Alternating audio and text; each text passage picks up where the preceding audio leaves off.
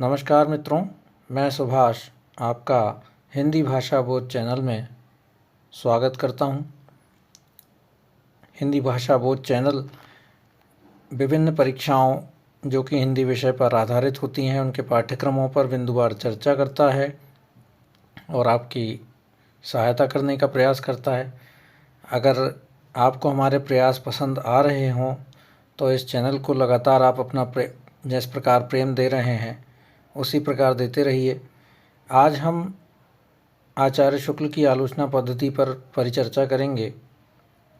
आचार्य शुक्ल जो कि एक आलोचक, कथाकार, कहानीकार, कवि, अनुवादक आदि के रूप में प्रसिद्ध थे और सबसे ज़्यादा प्रसिद्ध वे अपने हिंदी साहित्य का इतिहास के लिए प्रसिद्ध हैं, जो कि हमारे हिंदी के पाठ्यक्रम में हर परीक्षा में बहुत महत्वपूर्ण है।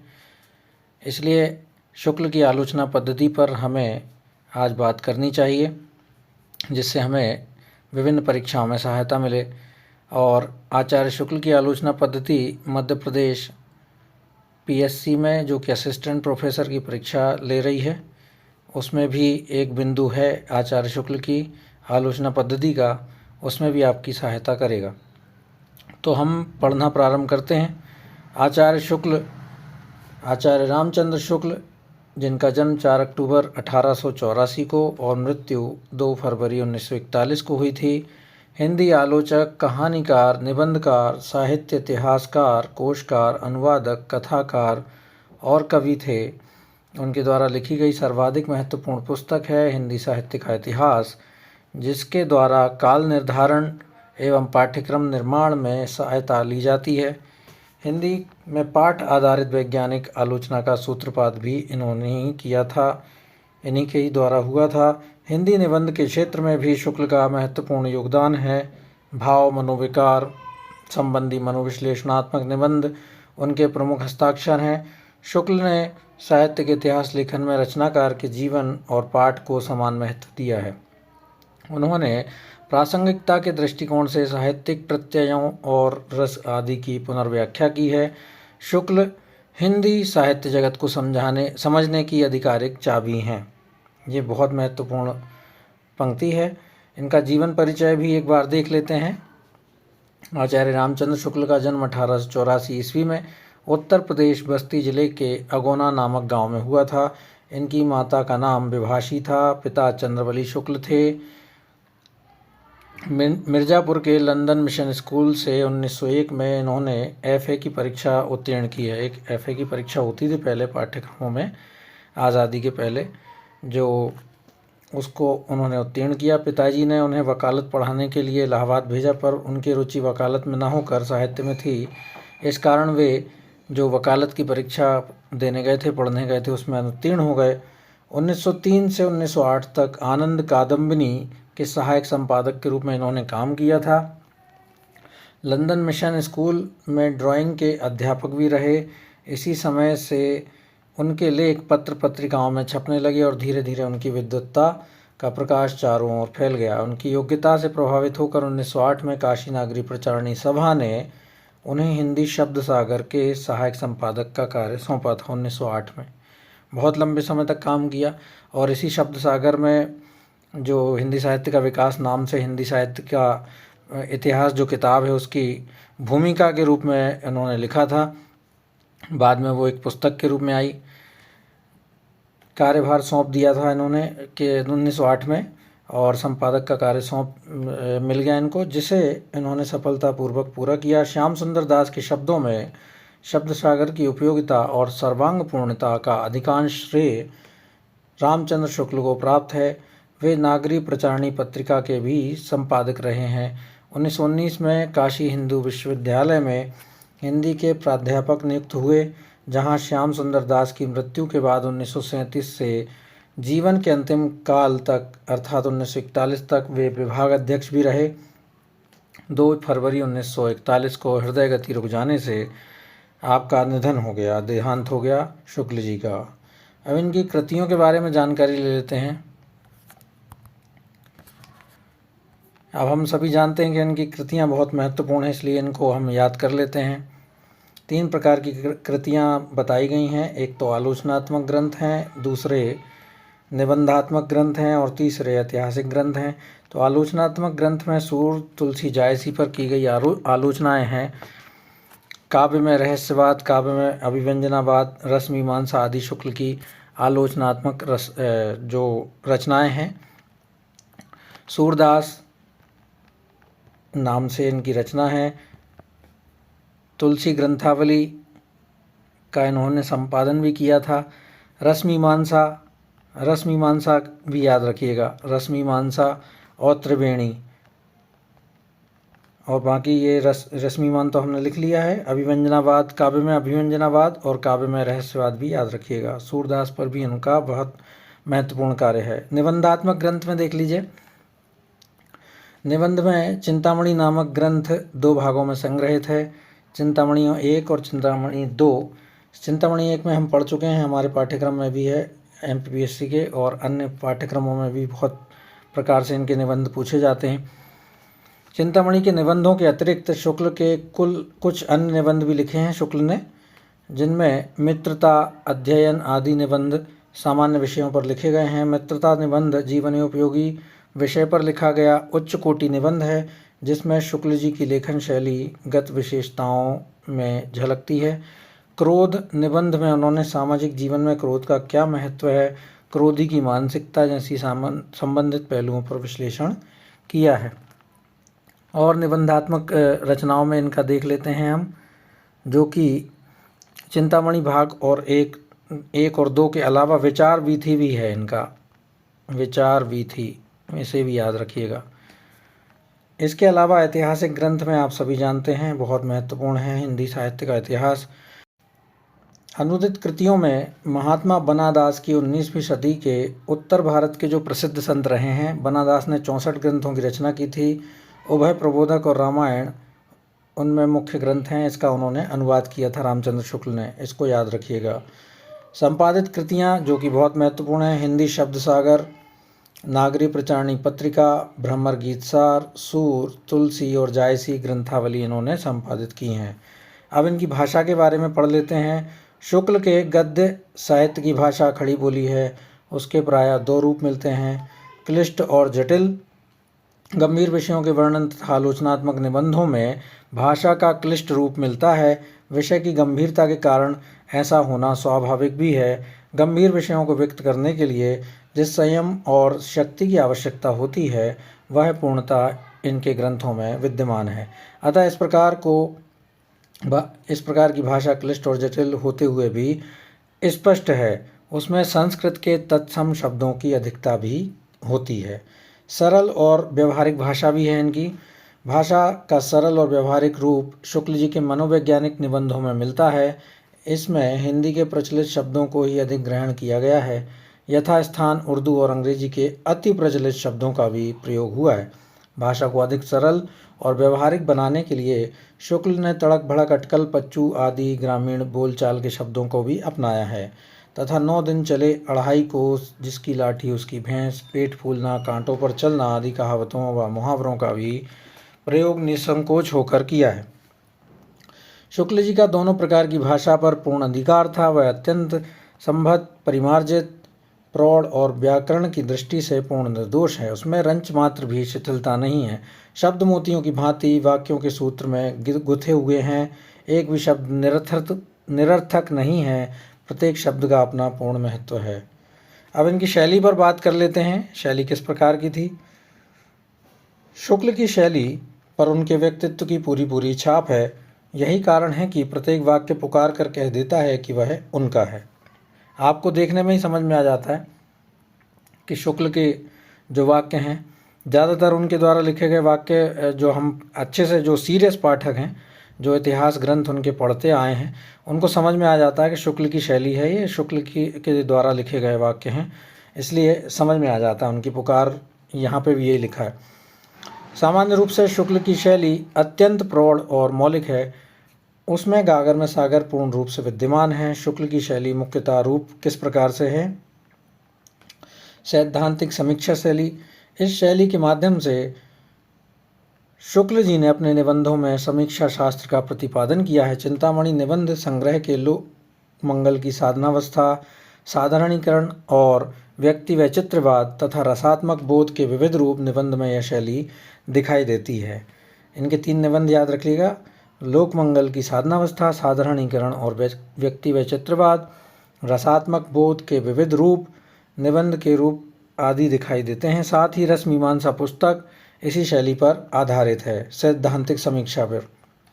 अब दूसरी शैली है व्याख्यात्मक आलोचना शैली। यह शैली उन्हें अत्यंत प्रिय दिखाई देती है। उनके द्वारा शुक्ल ने अपने आलोचनात्मक निबंध इसी शैली में लिखे हैं। इस शैली की भाषा गंभीर है। उन्होंने जायसी, सूर और तुलसी की आलोचनात्मक कृतियों में इसका प्रयोग किया। ये बार बार आ रहा है, आपको याद रखना है। जायसी, सूर और तुलसी पर इनका बहुत काम है, इसलिए बार बार आपको याद रखना है।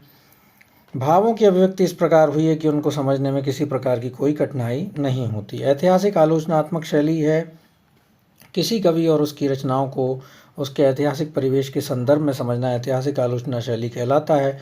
वस्तुतः किसी कृति को सही मूल्य तभी समझ में आ जा सकता है। वस्तुतः किसी कृति का सही मूल्य तभी समझा जा सकता है जब आलोचक उसे कवि की तात्कालिक परिस्थितियों का अनुशीलन करे। उस कवि की तात्कालीन, अब हम देखते हैं कि उस समय जो पुराने जो इतिहासकार हैं उनने जो वीर गाथा काल है, रीति काल है और भक्ति काल है, उस समय के जो कवियों की आलोचना की है तो उसी समय के आधार पे की है। ज़्यादातर जो सफल आलोचक हैं ना, उन्होंने जो तात्कालिक जो कवि रहे हैं उन्हीं के समय के अनुसार किया है, उनका व्याख्या की है और आलोचना की है। जायसी ग्रंथावली, सूरदास आदि पुस्तकों में रामचंद्र शुक्ल ऐसी शैली का परिचय देते हैं।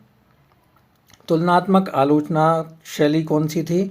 समीक्षक अपने मत को पुष्ट करने के लिए तुलनात्मक शैली का प्रयोग करता है।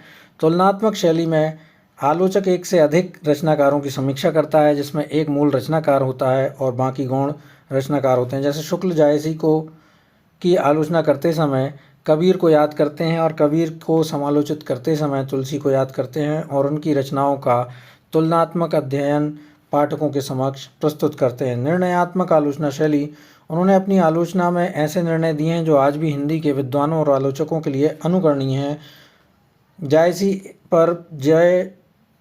जायसी ग्रंथावली की भूमिका में उनकी उपयोगिता आज भी अन्य विद्वानों, वर्तमान विद्वानों के लिए ग्राह्य है। तुलसी का काव्य दर्शन इस संबंध में लोकप्रिय है। गवेषणात्मक शैली, इस शैली में शुक्ल ने नवीन खोजपूर्ण निबंधों की रचना की है। आलोचनात्मक शैली की अपेक्षा यह शैली अधिक गंभीर और दुरूह है। इसमें भाषा क्लिष्ट है, वाक्य बड़े बड़े हैं और मुहावरों का नितांत अभाव है। भावात्मक शैली, शुक्ल के मनोवैज्ञानिक निबंध भावात्मक शैली में लिखे गए हैं। यह शैली गद्य काव्य का सा आनंद देती है। इस शैली की भाषा व्यवहारिक है। भावों की आवश्यकता अनुसार छोटे और बड़े दोनों ही प्रकार के वाक्यों को अपनाया गया है। बहुत से वाक्य तो सूक्ति रूप में प्रयुक्त होते हैं, जैसे बैर क्रोध का अचार या मुरब्बा है। इनके अतिरिक्त शुक्ल जी के निबंधों में निगमन पद्धति, अलंकार योजना, तुकदार शब्द, हास्य व्यंग, मूर्तिमत्ता आदि अन्य शैलीगत विशेषताएं भी मिलती हैं। आलोचना साहित्य के लिए क्या काम किया था इन्होंने, ये भी देख लेते हैं। शुक्ल शायद हिंदी के पहले समीक्षक हैं जिन्होंने वैविध्यपूर्ण जीवन के ताने बाने में गुम्फित काव्य के गहरे और व्यापक लक्ष्यों का साक्षात करने का वास्तविक प्रयत्न किया है। उन्होंने भाव या रस को काव्य की आत्मा माना है, पर उनके विचार से काव्य का अंतिम लक्ष्य आनंद नहीं बल्कि भावों के परिष्कार, प्रसार और सामंजस्य द्वारा लोक मंगल की प्रतिष्ठा है। उनकी दृष्टि से महान काव्य वह है जिससे जीवन की क्रियाशीलता उजागर हुई हो। ऐसे उन्होंने काव्य में लोक मंगल की साधनावस्था कहा है। इनके द्वारा लिखा भी गया है एक लोक मंगल की साधनावस्था जो निबंध है, उसके आधार पर यहाँ पर बताया जा रहा है। शुक्ल की समस्त मौलिक विचारणा लोक जीवन के मूर्त आदर्शों से प्रतिबद्ध है। हमारे हृदय का सीधा लगाव प्रकृति के गोचर रूपों से होता है, इसलिए कवि का सबसे पहला और आवश्यक काम बिंब ग्रहण या चित्रानुभव कराना है। पूर्ण बिंब ग्रहण के लिए वर्ण वस्तु की परिस्थिति का चित्रण भी अपेक्षित होता है। इस प्रकार शुक्ल जी काव्य द्वारा जीवन के समग्र बोध पर बल देते हैं। जीवन में और काव्य में किसी तरह की एकांगिकता उन्हें अभीष्ट नहीं है। समग्र जीवन को प्रस्तुत करने पर बल देते हैं और लोक मंगल की साधनावस्था ही इनका ध्येय है, ऐसा बताया जा रहा है। शुक्ल की स्थापनाएं शास्त्रबद्ध उतनी नहीं है जितनी मौलिक हैं। उन्होंने अपनी लोक भावना और मनोवैज्ञानिक दृष्टि से काव्य शास्त्र का संस्कार किया। इस दृष्टि से वे आचार्य कोटि में आ जाते हैं। काव्य में लोक मंगल की भावना शुक्ल जी की समीक्षा की शक्ति भी है और सीमा भी है। उसकी शक्ति काव्य निबद्ध जीवन के व्यवहारिक और व्यापक अर्थों के मार्मिक अनुसंधान में निहित है, पर उनकी आलोचनात्मका पूर्व निश्चित नैतिक केंद्र उनकी साहित्यिक मूल चेतना को कई अवसरों पर सीमित भी कर देता है। उनकी मनोवैज्ञानिक दृष्टि आलोचक कवि की मनोगति की पहचान में अद्वितीय है। जायसी, सूर और तुलसी बनादास की समीक्षाओं द्वारा, बनादास अभी हमने बात की थी, एक संत थे उत्तर भारत में, बनादास की समीक्षाओं द्वारा शुक्ल जी ने व्यवहारिक आलोचना का उच्च प्रतिमान प्रस्तुत किया है। इनमें शुक्ल की काव्य मर्मज्ञता, जीवन विवेक, विद्वत्ता और विश्लेषण क्षमता का साधारण प्रमाण मिलता है। काव्यगत संवेदनाओं की पहचान उनके पारदर्शी विश्लेषण और यथातथ्य भाषा के द्वारा उन्हें पाठक तक संप्रेषित कर देने की उनमें अपूर्व सामर्थ्य है। इनके हिंदी साहित्य के इतिहास की समीक्षाओं में भी ये विशिष्टताएं स्पष्ट हैं। शुक्ल के मनोविकार संबंधी निबंध परिणत प्रज्ञा की उपज हैं। इनमें भावों का मनोवैज्ञानिक रूप स्पष्ट किया गया है तथा मानव जीवन में उनकी आवश्यकता, मूल्य और महत्व का निर्धारण हुआ है। भावों के अनुरूप ही मनुष्य का आचरण ढलता है। इस दृष्टि से शुक्ल जी ने उनकी सामाजिक अर्थवत्ता का मनोयोगपूर्ण अनुसंधान किया है। उन्होंने मनोविकारों के निषेध का उपदेश देने वालों पर जबरदस्त आक्रमण किया है और मनोवेगों के परिष्कार पर जोर दिया है। ये निबंध व्यवहारिक दृष्टि से पाठकों को अपने आप को और दूसरों को सही ढंग से समझने में मदद करते हैं तथा उन्हें सामाजिक दायित्व और मर्यादा का बोध कराते हैं। समाज का संगठन और उन्नयन करने वाले आदर्शों में आस्था इन रचनाओं का मूल स्वर है। भावों को जीवन की परिचित स्थितियों से संबद्ध करके काव्य की दृष्टि से भी उनका प्रामाणिक निरूपण हुआ है। अपने सर्वोत्तम रूप में शुक्ल का विवेचनात्मक गद्य पारदर्शी है। गहन विचारों को सुसंगत ढंग से स्पष्ट कर देने की उनमें असामान्य क्षमता है। उनके गद्य में आत्मविश्वास जन्य दृढ़ता की दीप्ति है। उसमें यथातथ्यता और संक्षिप्तता का विशिष्ट गुण पाया जाता है। शुक्ल की सूक्तियाँ अत्यंत अर्थगर्भा होती हैं। उनके विवेचनात्मक गद्य ने हिंदी गद्य पर व्यापक प्रभाव डाला है। शुक्ल जी का हिंदी साहित्य का इतिहास हिंदी का गौरव ग्रंथ है, ये हम सभी भी जानते हैं। साहित्यिक प्रवृत्तियों के आधार पर किया गया काल विभाग, साहित्यिक धाराओं पर का सार्थक निरूपण तथा कवियों का विशेषता बोधक समीक्षा इनकी प्रमुख विशेषताएं हैं। शुक्ल जी की कविताओं में उनके प्रकृति प्रेम और सावधान सामाजिक भावों द्वारा उनका देशानुराग व्यंजित है। इनके अनुवाद ग्रंथ भाषा पर इनके सहज आधिपत्य के साक्षी हैं। आचार्य शुक्ल बहुमुखी प्रतिभा के साहित्यकार थे। जिस क्षेत्र में भी उन्होंने कार्य किया उस पर उन्होंने अपनी अमिट छाप छोड़ी। आलोचना और निबंध के क्षेत्र में उनकी प्रतिष्ठा युग प्रवर्तक की है। काव्य में रहस्यवाद निबंध पर इन्होंने हिंदुस्तानी अकादमी से, ये जो उस समय पुरस्कार बहुत बड़ा था, 500 रुपये, और चिंतामणि पर हिंदी साहित्य सम्मेलन में प्रयाग द्वारा 1200 रुपये का मंगला प्रसाद पारितोषिक जो पुरस्कार था वो प्राप्त किया था। अब अंत में 2 फैक्ट भी देख लेते हैं। रामचंद्र शुक्ल का चिंतामणि भाग 1 प्रथमतः विचार वीथी नाम से 1930 ईस्वी में प्रकाशित हुआ था। ये भी बहुत महत्वपूर्ण है। कविता क्या है निबंध सर्वप्रथम सरस्वती पत्रिका में 1909 में प्रकाशित हो चुका था। तो मित्रों, ये थी आचार्य शुक्ल की आलोचना पद्धति। आशा है आपको इससे सहायता मिली होगी और आगे भी हम ऐसे ही कुछ प्रयास करते रहेंगे जिससे हिंदी विषय में आपका और हमारा काम सरल हो। तब तक के लिए धन्यवाद।